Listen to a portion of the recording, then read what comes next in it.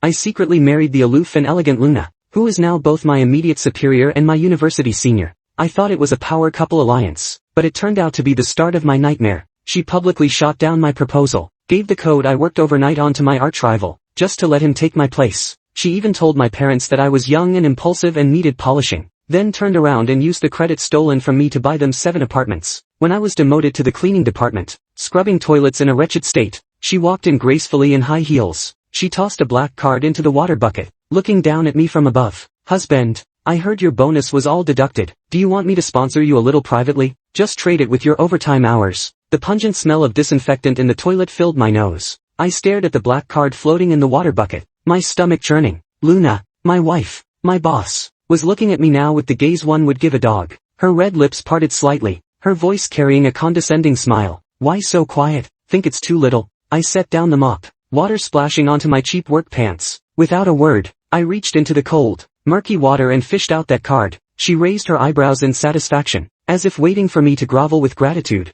I stared at her expressionlessly, gripped the black card with both hands, and snapped it with a crisp crack. I released my grip, and the 2 plastic fragments fell precisely into the nearby trash bin. The smile on her face froze instantly. "Jack, you've got quite the backbone," she said, her voice icy. I ignored her. Backbone doesn't put food on the table. She turned and left with the sharp click of her heels, leaving me with nothing but a cold silhouette. I slumped against the cold tile wall, too exhausted to lift a finger. By the time I returned to that so-called home, it was already late at night. A pair of women's high heels sat by the entryway, the same ones from earlier that day. I paused while changing my shoes. From the kitchen came the sizzle of cooking, accompanied by the aroma of food. Luna stood with an apron tied around her waist, her long hair casually pinned up, revealing a stretch of fair neck. Hearing the noise, she turned to look at me, a gentle smile on her face. "You're back. Work must have been tiring. I made your favorite sweet and sour pork ribs. Go wash your hands and eat." She looked just like any ordinary wife waiting for her husband to come home. If I hadn't been humiliated by her just hours earlier,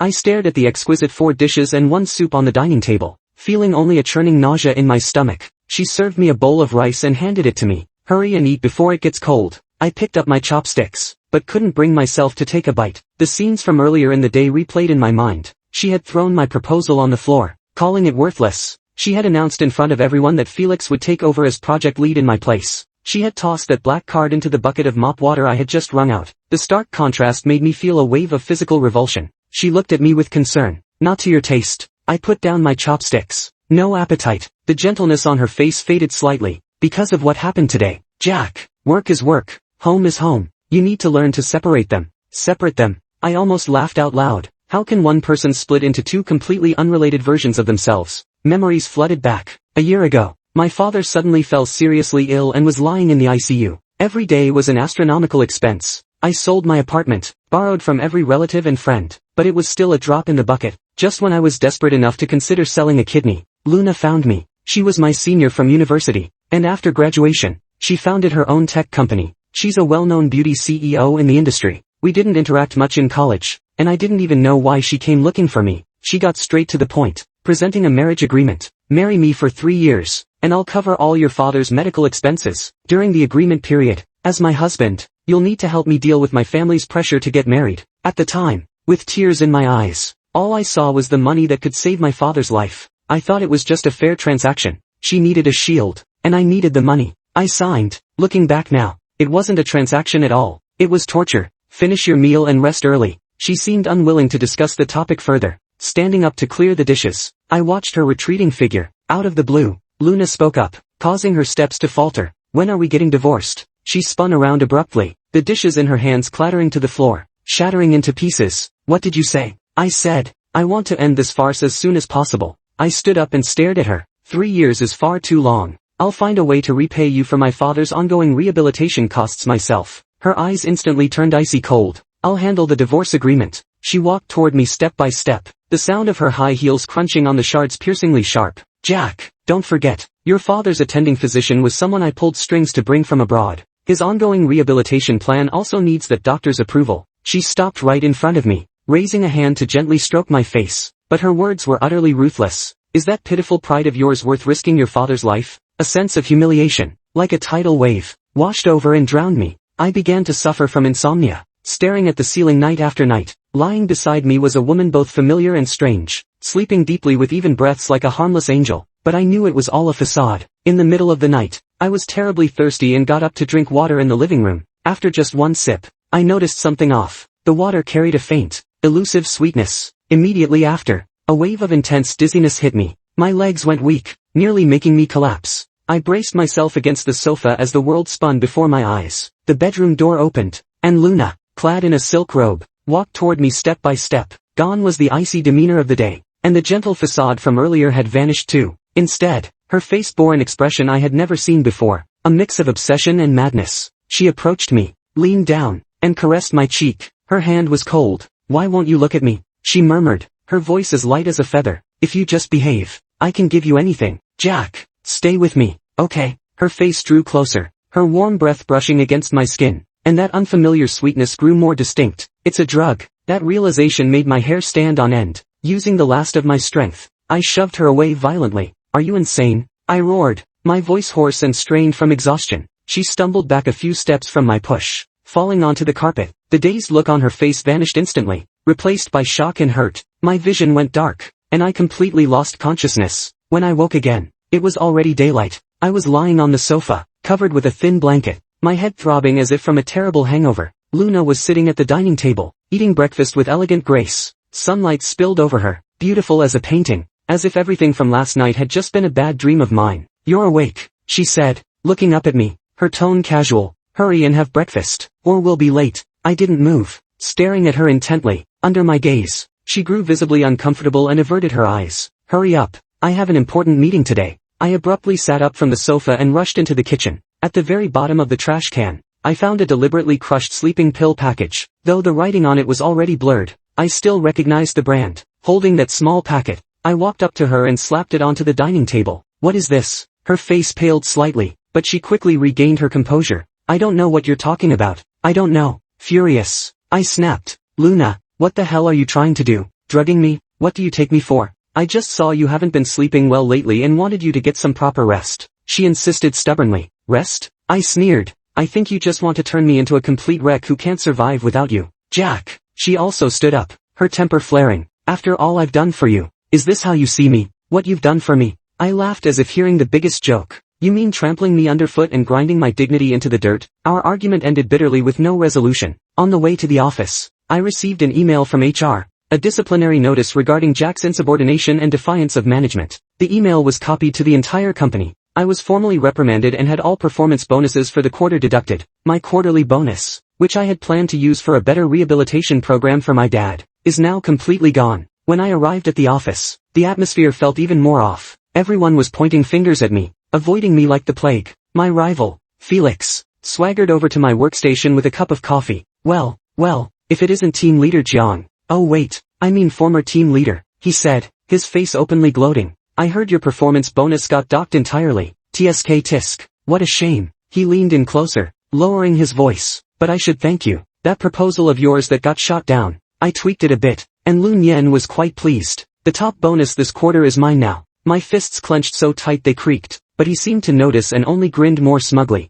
"Oh, by the way, I heard your dad's hospital room was arranged by Lun Yen too. What do you think? If I drop a word in Lun Yen's ear, maybe we could move your dad to a standard ward." "You wouldn't dare." I shot up from my seat, grabbing him by the collar. "Just watch me," he sneered. Felix was still in a daze when my phone rang. It was my mom calling. I let go of Felix and walked to a corner to answer. As soon as I picked up, my mom's cheerful voice came through. "Son, did you tell Ryan? She's really too good. Today she sent over a bunch of expensive supplements again. And she even said she bought us a house outright, near the hospital, so it's easier for us to take care of your dad." "A house?" My mind went blank for a moment. "Right, and the property deed is still in your name. Son, you really married a wonderful wife. You must treat her well. Don't make her angry." After hanging up, I stared out the window at the gloomy sky and felt despair for the first time. She humiliates me in every way possible, yet showers my family with endless kindness. She's using money and power to craft a lavish, unbreakable cage just for me, and I'm the bird with no wings to escape.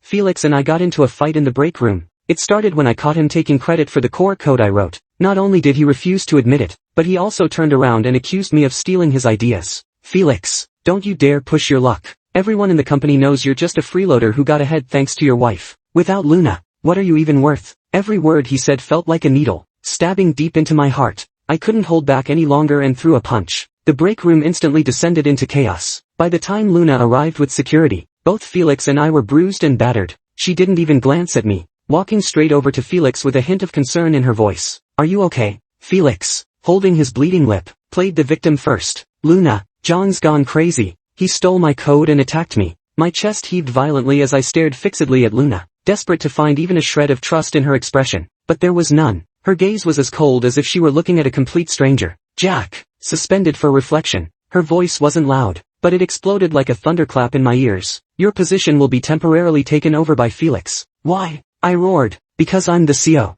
she said, dropping those words before supporting Felix and leaving me with a resolute back. Security escorted me out of the company. I packed my things at my desk, while colleagues around me avoided me like the plague. Those faces that once smiled at me, flattered and fawned over me, now held only contempt and mockery. Serves him right, thinking he was some big shot. Exactly. No real skills, just living off others. Now he's been exposed. Look at Felix. That's what you call having means. Every word of these discussions drifted unmistakably into my ears. I lowered my head, placing my belongings one by one into a cardboard box. Each item seemed to remind me of my failure and humiliation. Just as I was about to leave, a glimpse from the corner of my eye caught Luna's office. The door wasn't fully closed, leaving a crack, as if drawn by some unseen force. I walked over. Inside the office, Luna was chatting happily with a man. He was handsome, with an aristocratic air, clearly no ordinary person. They stood close, so close that the man even reached out to brush off non-existent dust from her shoulder, a gesture both natural and intimate. Luna didn't shy away. Instead,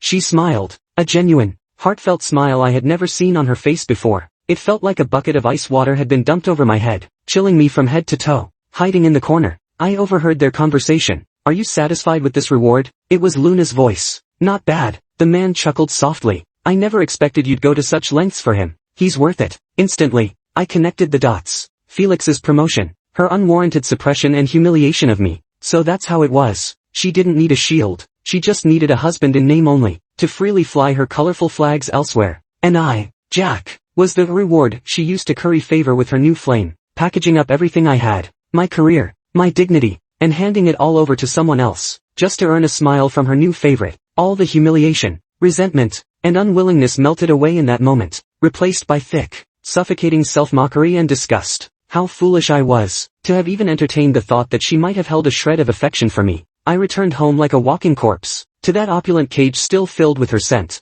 I went straight into the study, pulled open the bottom drawer, and there it lay in the deepest corner, a document I had secretly printed long ago but never had the courage to take out. The divorce settlement. Tonight, all of this must come to an end. I will no longer be her pampered pet, much less her plaything for entertaining others. The lights in the living room were off. I sat in the darkness, quietly waiting for her return. The wall clock ticked, each second, each minute, striking like a hammer against my heart. I don't know how much time passed before a faint sound came from the door lock. She was back. The entryway light turned on, and she paused for a moment upon seeing me sitting on the sofa. "Why didn't you turn on the lights?" she asked casually while changing her shoes. I didn't answer. She seemed to sense the unusual tension and slowed her movements. "John." I picked up the remote and turned on the floor lamp in the living room. In the dim yellow light, I saw her slightly weary face. She was wearing a black maxi dress today, which made her skin appear even more snow-white. She was beautiful, but alas, beneath this lovely exterior lay a thoroughly rotten heart. I flung the long-prepared divorce settlement onto the coffee table in front of her. The stark black and white text was glaringly harsh. "Sign it,"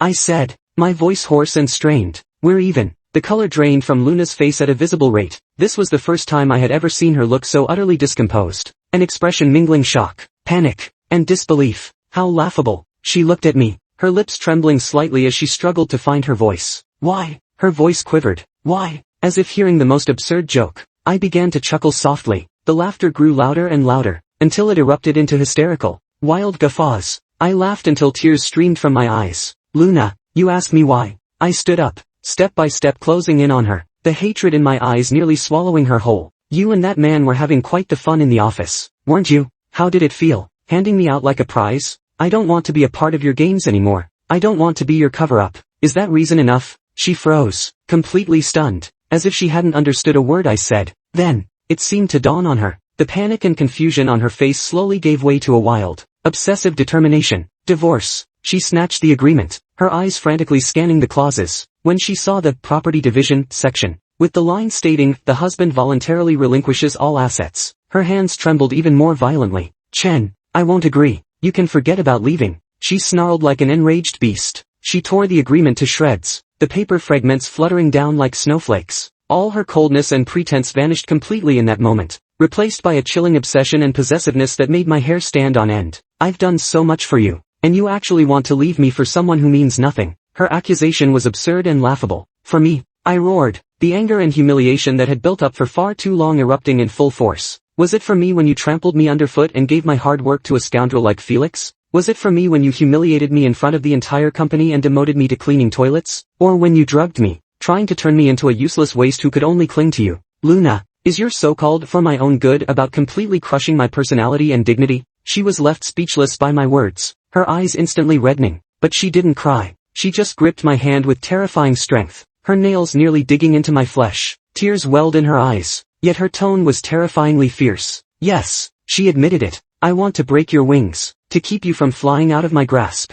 I want to strip you of everything, to force you to stay by my side." She leaned closer, scalding teardrops falling onto the back of my hand. Jack, listen to me. In this lifetime, you will never, ever leave." I was placed under house arrest. Luna confiscated all my communication devices, my phone, computer, tablet. She even unplugged the landline. This luxurious apartment, spanning hundreds of square meters, had become a true prison. She still left for work on time every day, returning in the evening to cook for me. She would call me to dinner gently, just as before, and serve me food. But her gaze had changed. Gone was any pretense of warmth. Only naked possessiveness and control remained. She treated me like a prized pet, a possession that might flee at any moment. I tried to resist. On the first day of my hunger strike, she just watched me quietly, reheating the meal over and over. On the second day, she grew impatient, trying to force porridge into my mouth by pinching my chin. I turned my head away, spilling the porridge all over the floor. That's when she finally exploded. "Are you really going to force my hand?" She grabbed my hair, forcing me to look up at her. "Do you believe me when I say that with just one phone call, your father's VIP ward will be downgraded to an 8-bed common room? Do you believe I can make every hospital refuse to admit him? If you dare mention divorce one more time,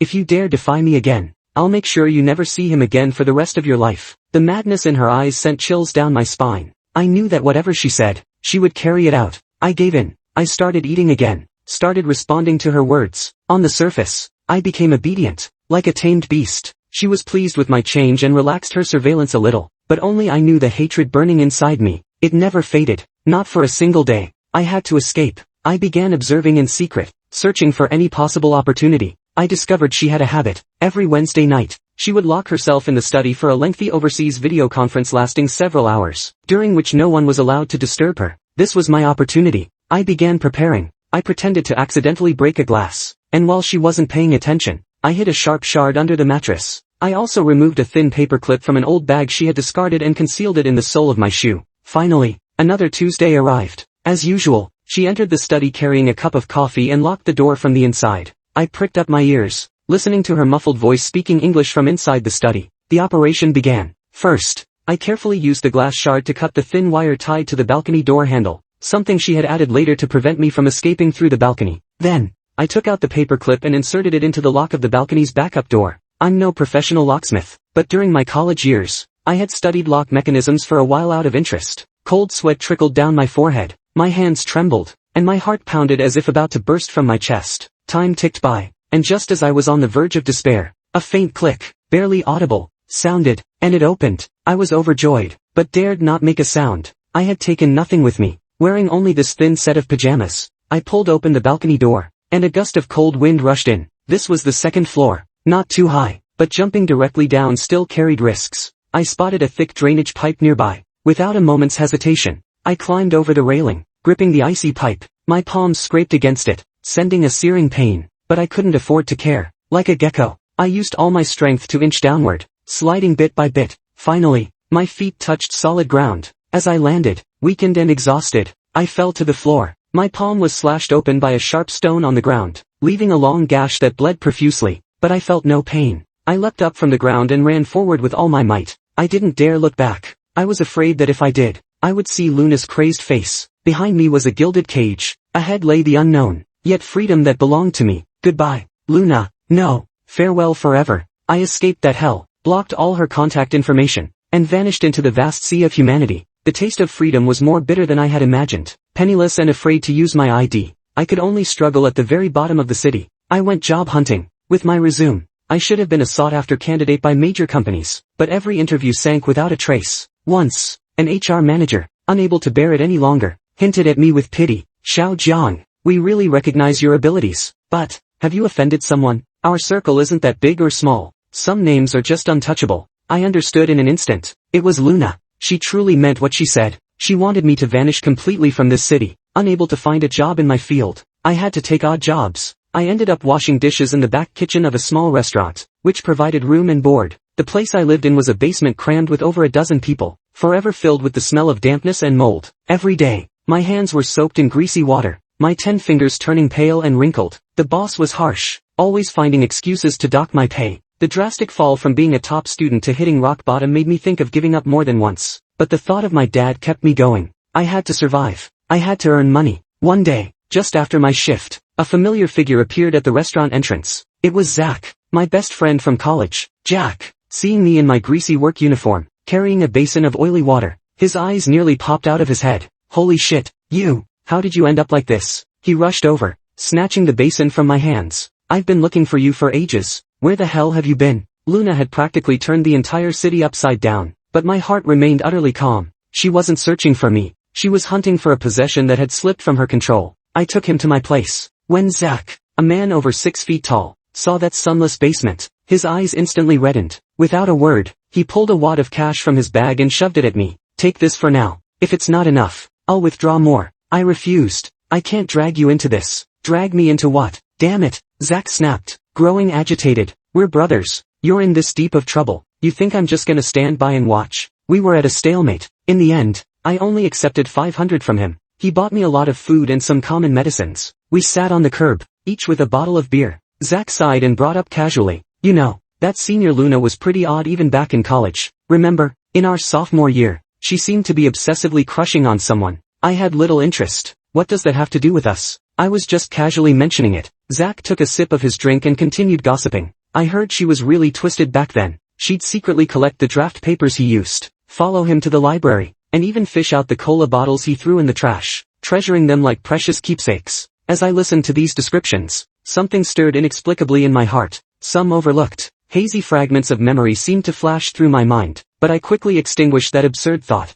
Impossible. What happened later? What happened next? I asked offhandedly. Later? Well, nothing much after that. Who knows what a rich girl like her is thinking? Zach added, "But this time she's really gone off the deep end looking for you. I heard she's almost neglecting her company, offering $1 million reward for any lead on your whereabouts." $1 million. I chuckled self-deprecatingly. So in her heart, I'm worth $1 million. Should I feel honored? After parting ways with Zach, I walked alone down the deserted late-night streets. The evening breeze was chilling. The scenes Zach described, however, like a demon, uncontrollably flashed through my mind again and again. The draft papers secretly collected, the stalking in the library, the cola bottle treated as a treasure. A trace of suspicion I dared not delve into quietly took root in my heart. I shook my head, trying to shake off these absurd thoughts. Impossible. She was so high and mighty. I was so utterly ordinary. I must be overthinking it. Life went on. The dishwashing job was exhausting and dirty, but at least it kept me alive. With my first earned wages, I called my parents. I didn't dare use my own phone, so I borrowed the restaurant head chef's. The call connected. It was my mom. There was silence on the other end for a few seconds. Then came suppressed sobs bursting forth. "Where have you run off to? Do you have any idea how worried sick we've been?" "Mom, I'm fine. I'm doing well." I lied, listening to my mom's crying, my heart aching as if cut by a knife. "You silly child. Luna told us everything. She said you were under a lot of work stress and needed to get away for a while, but you couldn't even give us a single call." I was stunned. That was how she explained it to my parents. I thought she'd twist the story, painting me as an ungrateful wretch. Just then, a bolt from the blue struck. The hospital called, saying my father had developed severe post-operative rejection and urgently needed a second surgery and follow-up treatment. The cost, another astronomical figure. I felt like the sky had collapsed. I worked like a madman, sleeping only 3 or 4 hours a day. But that meager salary was a drop in the bucket compared to the staggering medical bills. My boss took pity on me and advanced 3 months' wages, but even that was nowhere near enough. Staring at the payment reminders from the hospital on my phone, each number felt like a knife stabbing into my heart. I was at the end of my rope. Late at night, alone on the cold bedboard in the basement, I clutched a crumpled note in my hand. It was Luna's phone number, written down for me by Zach. Should I swallow my pride and go back to beg her? That woman who imprisoned me, drugged me, and destroyed everything I had. My heart was torn in two. On one side, my dignity, on the other, my father's life. In the end, my love for my father overwhelmed everything else. Just as my trembling hand was about to dial that number I never wanted to call again, my phone rang. It was the hospital. My heart clenched, thinking it was a payment reminder. Mr. Jiang, I'm calling to inform you that the fees for your father's second surgery have been fully paid by someone. The nurse's voice was sweet, but I felt as if struck by lightning. My whole body frozen. What? Just half an hour ago, a lady came and settled all the expenses. She said she's a family member, but she requested confidentiality, so we can't disclose her identity. The first person that flashed through my mind was her. Who else could it be but her? My emotions were incredibly complex. There was humiliation, resentment, but more than anything, a profound shock I couldn't even put into words. Just as I was stunned, Zach's call came in frantically. His voice sounded even more excited than mine. Jack, holy shit, I found it. Check the email I sent you now. I hung up in a daze, rushed to the restaurant's back kitchen, and borrowed the head chef's old, battered computer. The internet was painfully slow. The email took a full 5 minutes to load. When the content finally appeared, my breath caught in my throat. It was a project proposal titled Project Phoenix, a secret angel investment fund aimed at supporting impoverished but highly talented and promising computer science graduates to start their own businesses. At the end of the proposal, attached was a list of beneficiaries, with only one name boldly written, Jack. In the project funding source section, there was a line, originated from a drunken truth spoken during college years. Suddenly, I remembered, in my junior year, I got drunk and spent half the night bragging to Luna, a senior I barely knew at the time. I said I wanted to create a groundbreaking social app, to change the world. I thought it was just drunken rambling. I never imagined she actually remembered it all. I kept reading, and saw Project Phoenix listed as the executive partner,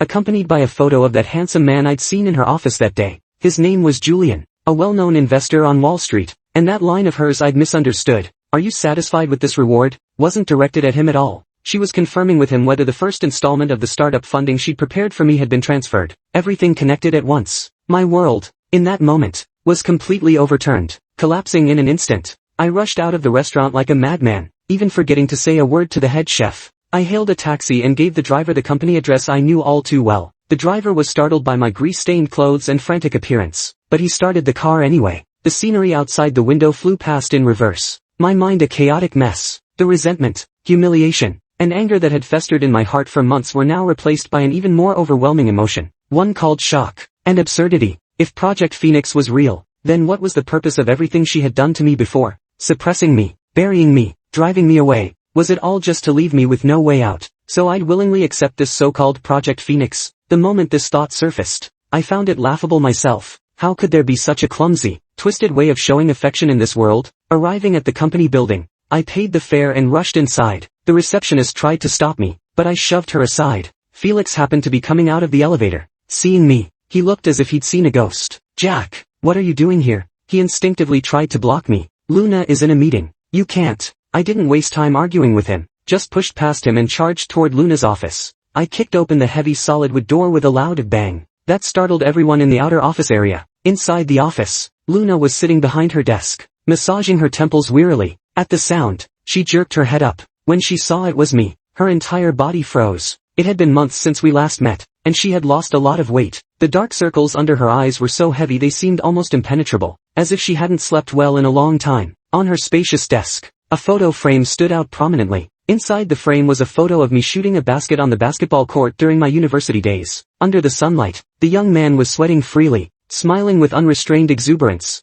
I didn't even have a copy of that photo myself. My heart felt as if it had been violently wrenched. Pointing at the photo, my voice trembled intensely. What is all this about? Why? She looked at me, her eyes instantly reddening. All her strength, all her coldness, all her pretense, crumbled to dust the moment she saw me. She stood up, wanting to come toward me, but then stopped in place as if afraid of startling me. She cried, tears flowing silently, like a child who had done something wrong. I like you, she finally confessed, her voice thick with nasal congestion and choked with tears. Since freshman year, from the opening ceremony when you picked up the book I dropped, I've liked you. For 7 whole years. My mind went blank. I didn't dare confess to you, afraid you'd reject me. You were so outstanding, so proud, shining like the sun. I always felt I wasn't good enough for you. I could only watch you secretly, collecting everything about you. The pens you used, the draft papers you threw away, the water bottles you drank from on the basketball court. I watched you with pride, watched you shine. I was both infatuated and afraid. Afraid that after graduation, you'd drift further away. Afraid some more outstanding girl would take you from me. Her emotions completely collapsed. Her face contorted with sobs. So, when you were at your lowest, I used the most despicable means to tie you to my side. I thought that as long as I kept you close, you'd eventually notice me, but I was wrong. I saw the disgust and resistance in your eyes, and I panicked. So I could only use the most foolish, most desperate method, to shatter everything about you, to trample your pride underfoot, to leave you with nothing, so you could only rely on me. I thought that way, you wouldn't leave me. She covered her face, her body trembling from violent sobs. Buying a house for your parents was to free you from worries about them. Suppressing you at the company was to make you completely disillusioned with working for others, so you'd willingly take the money from Project Phoenix to pursue what you've always wanted to do. That fund, that money, I prepared it for you for 2 whole years. She looked up at me, her face streaked with tears. I thought as long as you ultimately gained everything, you'd understand my intentions. But I messed up, didn't I, Jack? I messed everything up. I stood there, motionless. Her tearful confession was like a heavy hammer, smashing to pieces the high wall of hatred and humiliation I had built in my heart. It turned out that all the suppression was twisted fulfillment. All the humiliation concealed clumsy affection. She didn't not love me. She loved too deeply, too obsessively, too insecurely. She was like a child who had obtained a beloved toy, so terrified of losing it that she chose the most extreme way, dismantling the toy so it could never leave her. I watched her cry like a lost child, and all my resentment and anger vanished in an instant, leaving only overwhelming heartache. She cautiously walked up to me and pulled open the bottom drawer of the desk. Inside, I saw a pen I used in college, a few discarded math modeling draft papers, even a pair of headphones I had broken. In the farthest corner, there was a clean, washed cola bottle, a secret museum belonging to her, dedicated to me. I finally understood. The crazy, secretly infatuated senior Zach mentioned was her, and the one being secretly adored was me. I walked over and, without a word, reached out to gently wipe the tears from her face with my rough fingertips. Her body shuddered violently as she stared at me in disbelief, even forgetting to cry. You really are.